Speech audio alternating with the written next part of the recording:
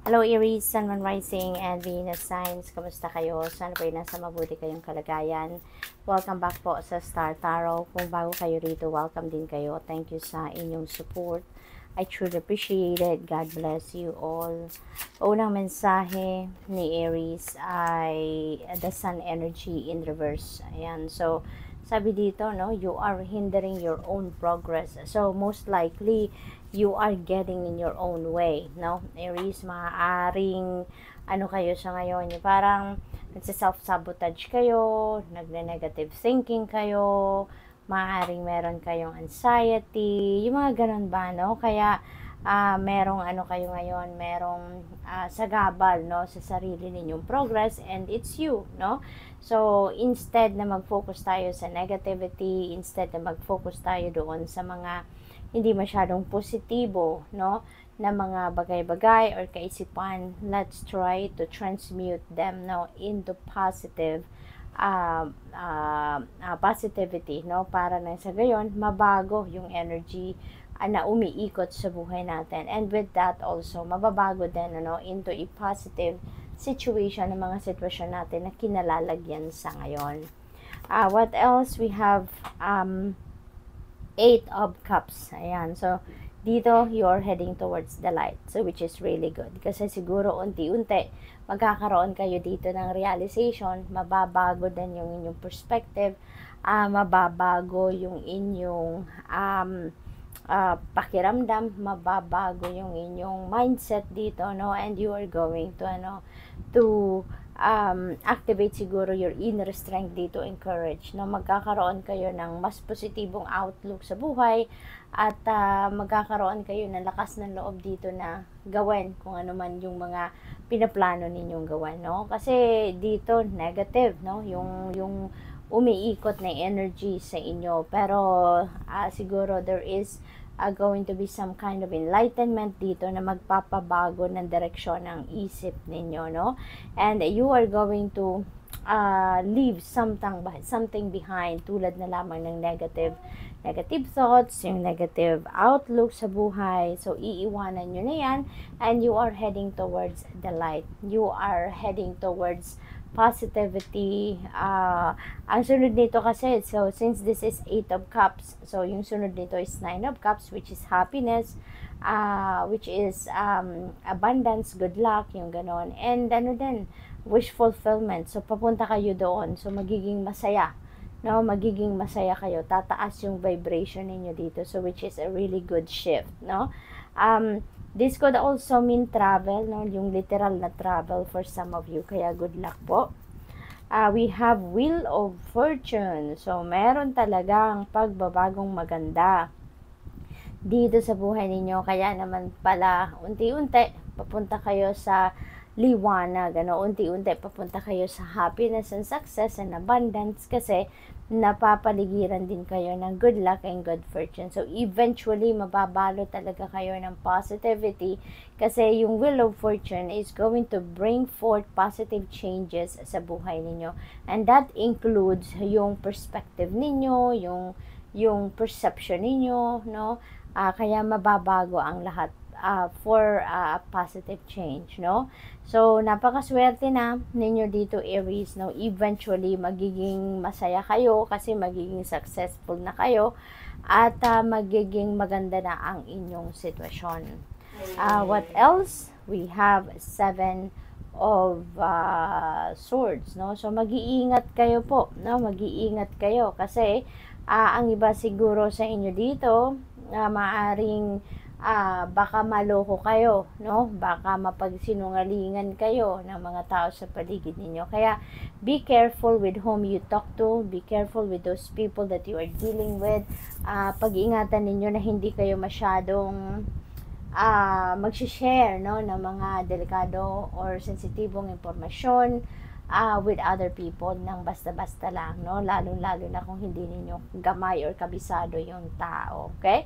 Kasi maybe you will be surrounded with the deceptive and liars, cheaters, no, stealers, no, manipulative kind of people. So maaring may mga sneaky person din dito na maaring sumulpot sa inyo, kaya mag-iingat kayo. We have Three of Pentacles. So this is really beautiful kasi dito naman, there is help, no, coming your way. Maaaring kailangan ninyo dito ng support, assistance, or guidance sa kung ano man ang inyong gagawin dito, and people are going to come towards you to offer you help, no? Or posible din na meron ditong mga collaboration, meron siguro din ditong merong mag-o-offer sa inyo ng tulong or makikipag-partner sa inyo, yung gano'n, ano. For others of you, this is education, no? Focusing on education, educating yourself more, expanding your knowledge, learning, no? Learning more things, yung gano'n. So, mastery of your craft, then, so, most likely, pag-aaral, no? Enhancing your talents, skills, and gifts, siguro dito yung focus ng iba sa inyo, Aries. So, good luck to that. We have the Devil energy in reverse. So, napakaganda rin ito. Talagang maraming pagbabago, maraming galawan ang magaganap sa buhay ninyo, Aries. Kasi dito sa Devil energy na reverse, makakalagpas na kayo doon sa mga blockages, no? Makakalagpas na kayo doon sa mga challenging situations ninyo, lalo na kung yung parang meron kayong nilalaban ng mga obstacles, mga ganon, ano? So, you are ending that. Makakalagpas na kayo sa paghihirap na yan, at tatapusin mo na kung ano man yung mga nag-hold back sa inyo. Iiwanan mo na yan, mababago na talaga ang takbo ng isip ninyo dito, and you're going to be in a positive na ngayon direction, you're heading towards a positive path, no, yung ganon. So, maaaring isa yan sa mga malalaking pagbabagong magaganap din sa buhay ninyo. So, good luck, and that's all I have for you for today. Thank you for watching. Love and light. Namaste. Hello, Leo, Sun, Moon, Rising, and Venus signs. Kamusta kayo? Sana po nasa mabuti kayong kalagayan. Welcome back po sa Star Tarot. Kung bago kayo rito, welcome din kayo. Thank you sa inyong support. I truly appreciate it. God bless you all. Paunang mensahe ni Leo ay the Emperor energy. Napakaganda ni Emperor kasi balance will be back in your life na, no? Kasi magkakaroon na muli kayo ng focus doon sa mga bagay na pinagkakaabalahan ninyo. Kasi maybe siguro in the past or recently, meron mga distractions, ano? Kaya maybe you can't focus on the things, no, na talagang dati inaasikaso ninyo, dati binibigyan ninyo ng oras, panahon, attention, pero medyo may distraction, ano? Pero ngayon, babalik na kayo sa order, no? Ibabalik na ninyo yung order sa buhay ninyo at makakapag-focus na kayong muli. Maaari din ang iba sa inyo dito, siguro magiging dad na, magiging tatay na, padre de pamilya. Maaari din ang iba sa inyo dito mapopromote, no, into a leadership role.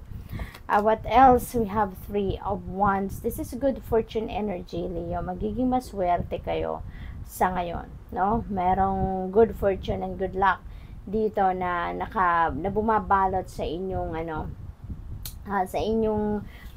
horizon, ano? Kaya maganda kung meron kayong mga bagong oportunidad na gusto ninyong i-embrace, may mga bagong ideas or bagong plans na gusto ninyong simulan, makakaasa kayo na there will be positive outcome, no, sa mga bagay na yan.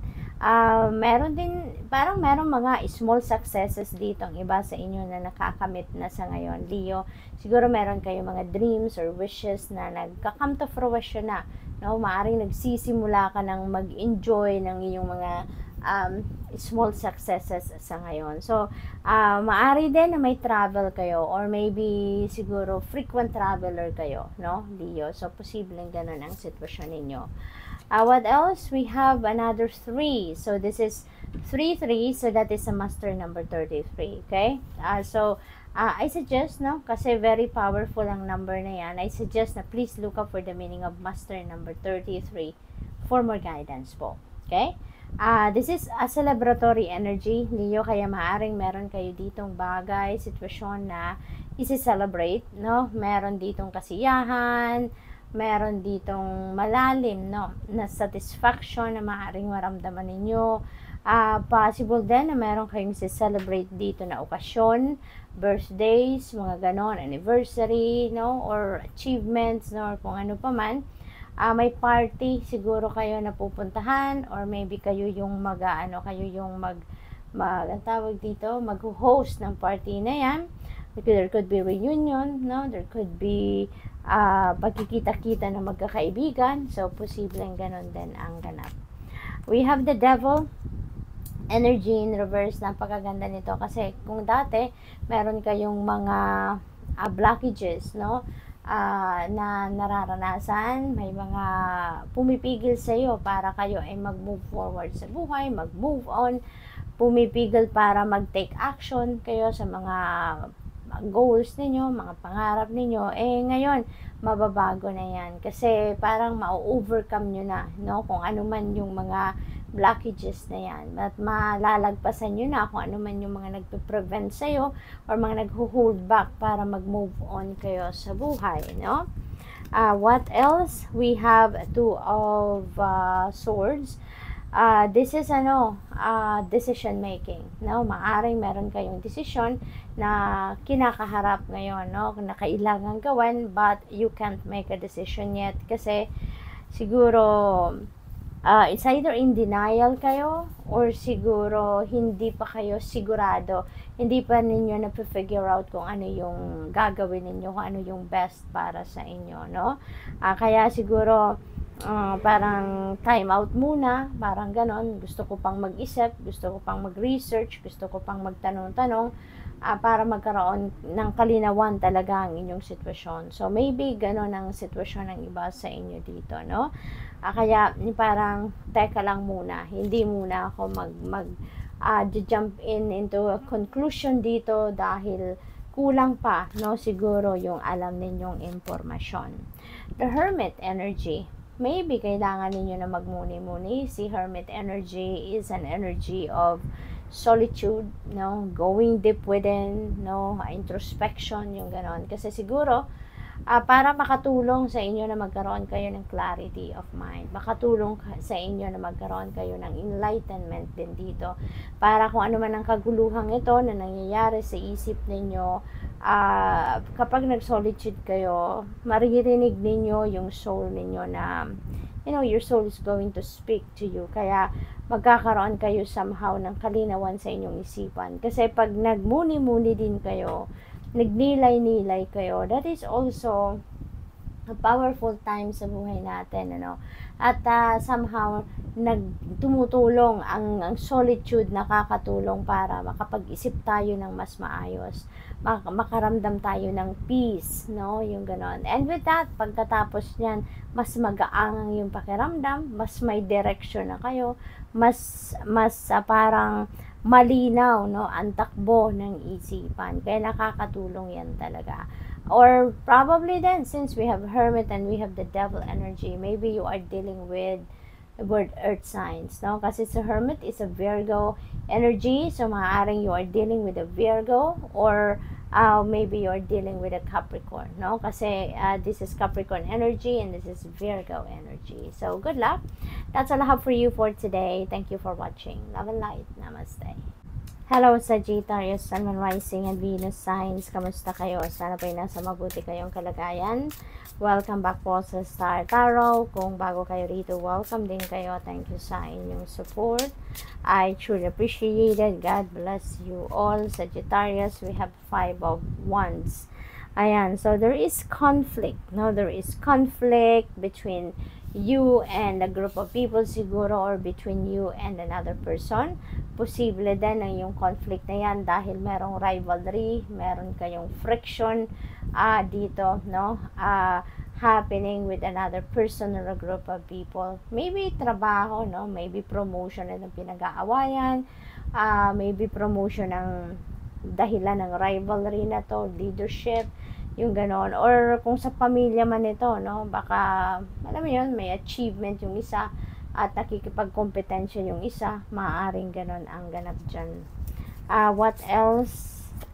we have Six of Pentacles. Ayan. So, this is a generosity energy, you know. At yung generosity energy, sometimes tayo yung benefactor, minsan tayo yung tumutulong, nagbibigay, at times naman tayo yung binibigyan or tayo naman yung kailangan ng tulong. So, maaring you are on both ends, no? Siguro kailangan ninyo ng tulong somehow. At the same time, no, meron din mga lumalapit sa inyo at humihingi din ng inyong tulong. So, posibleng ganun ang ganap dito. But whatever the case may be, you know, kung ang tulong na yan, nadadating sa inyo, let's say for example, pera ang kailangan ninyo, no? That is going to be, to be provided to you, no? Kasi kung ang promise ng Six of Pentacles is, whatever it is that you need, that will be met. Kaya, kung pera man yan, opinion man yan, guidance man yan, whatever you need right now, dadating at dadating yan, no? Makukuha at makukuha mo yan. So, what else? We have Six of Cups. So, this is another 6, So, we have number 66. So, I suggest please look up for the meaning of number 66 for more guidance, okay? Dito, this is homecoming, Meron ditong uuwi sa inyo. Maybe you're coming from a far place, maaring galing abroad, maaring namimiss ninyo ang inyong pamilya, kaya kayo bibisita, you're coming home at your home country, or maybe nandito lang din kayo sa Pilipinas at nakatira siguro kayo malayo sa inyong pamilya, kaya maybe bakasyon ito, uuwi kayo, or possible din ang iba sa inyo dito parang napipick up ko parang you're coming home for good, no? Maaring uuwi na kayo kung saan man ang inyong pamilya at maaring doon na kayo, no?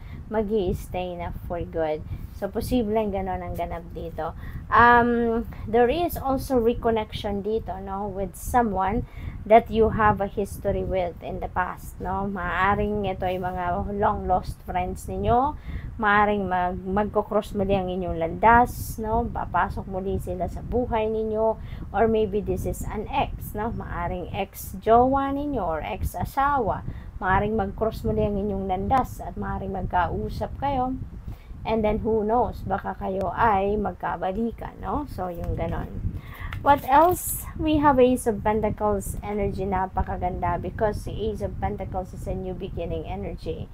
So, most likely, yung pangangailangan ninyo dito ay pera, and there are financial blessings or financial opportunities na parating sa inyo dito with the Ace of Pentacles. So, pera itong parating sa inyo, no? There is money coming your way, there is financial gain, no? Monetary, additional na money, additional na kaperahan ang parating sa inyo dito sa Sagittarius. So, this is really beautiful. Magsisimula kayo dito ng bagong chapter sa buhay ninyo. Magsisimula kayo ng bagong yugto pagdating sa inyong kaperahang aspeto, no? Sagittarius. Possibly din na meron ditong mga regalo or magbabayad ng utang or probably panalo, no? Maaring meron kayong mapapanalunan dito na pera. Possibly din na siguro job offer, mga ganon, no? Business offer, career, ganon. So, what else? We have the star energy, napakaganda. Si star energy is an energy of wish fulfillment, no? Kaya maaring meron ditong mag-wish kayo na magka-come to fruition. Maaring meron kayo ditong wish na matutupad na, no? At saka, this is also about healing, no? This is about healing. Kaya kung meron kayong tulad nito, conflict, no? Meron kayong hindi pagkakaintindihan with a group of people or with another person, maaring magkaroon dito ng reconciliation, pag-aayos, no? At your situation is going to be healed. Posible din na physical ailment yan, no? Na nilalabanan ninyo. Kaya maaring yun din sa sitwasyon na yan kayo magkakaroon ng healing. And this is about new beginning. Kaya most likely magsisimula dito ng bagong yugto sa buhay ninyo sa iba't ibang parte, no? Meron na tayong new beginning pagdating sa finances. So, maaari yung new beginning na to could be in another area of life. So, good luck to that. we have Knight of Wands in reverse. Ayan. So, siguro, meron kayong mga ditong inaasahan, ine-expect na mangyayari, and at some point, baka hindi matuloy, no? As expected. So, merong kailangang adjustment na gawin kayo dito, no? Pero, siguro, ang iba din sa inyo dito, may galit, may takot, yung parang halo-halo, ang nararamdaman siguro ng iba sa inyo sa ngayon. Parang siguro nawawalan kayo ngayon ng clear direction, no, ang iba sa inyo. Pero, since we have the star energy, that will be changed, no? Kung ano man ang energy na to, na magulo sa isip ninyo, indecisiveness, yung mga ganon, that will change kasi yung liwanag ng star, yan ang babalot sa inyo sa ngayon. Kung saan ang dapat ninyong puntahan, anong direksyon ang dapat ninyong tahakin, iilawan yan ng star, no? At ipapakita sa iyo kung ano ang tamang direksyon, ano ang dapat na maging desisyon ninyo, ano ang gagawin ninyo para magkaayos kayo ng mga taong yan na medyo meron kaguluhan between you and them, no? So, good luck, Sag, and that's all I have for you for today. Thank you for watching. Love and light. Namaste.